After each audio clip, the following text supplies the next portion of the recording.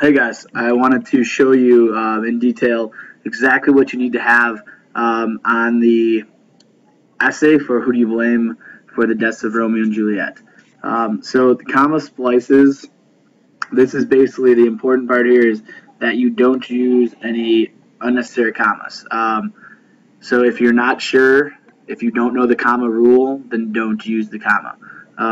For the next 5 points is fragments and run-ons, and in order to get 5 points for this, you basically won't have any sentences that begin with Abby saw woo woo that do not then have a comma and an IC after it, and also that you don't have any ICs joining two ICs without comma fanboy or a semicolon or a period. For the usage requirements, this is what you have to add comments for. So on your essay, you will comment, and to do that, I'm going to go to Google Drive for a second here. So I'm going to, let's see, we'll use Esmeralda's. And so as Esmeralda did here, we have Friar should say is the one to blame because he gave Juliet the potion. And then she has ICDC. Friar is the one to blame. That's her IC.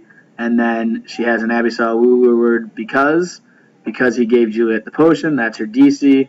And she wrote it correctly. And I will comment here and say correct. And that's all that you have to do. And if you look back at your rubric, on the rubric, you can see here one sentence that contains an IC only, one sentence that contains a DC, comma IC, IC, comma fanboys IC, IC, comma fanboys IC, DC. Those are the 4 sentence types you must include there, and you can move the IC and DC around as Esmeralda did there, and it's still a complex sentence with those 2 clauses. So that's how you get 10 points for usage requirements.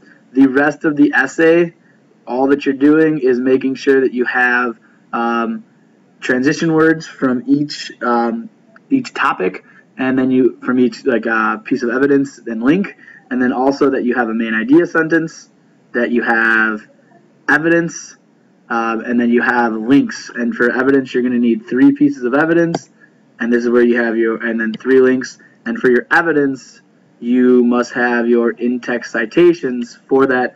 And right here, where it has Shakespeare, the page number 16 in parentheses, that's exactly how you need to have that. So if you add up all those points, it's 25 for having the Melcon and the in-text citations, and it's 20 points for having these 4 components, these 5 for comma splices, 5 for fragments, run-ons for not having those, and then for using the 4 sentence types and putting these clauses in as comments, you get 20 points for that. And that's how I'll be grading your essays. Those should be turned in by today. You do not need to give me a hard copy anymore, but Monday I'm going to start reading through these and filling out your rubrics. What I'm going to do next is show you how the rubric for the presentation. So any questions, let me know in class or send me an email. All right, thanks guys. Bye.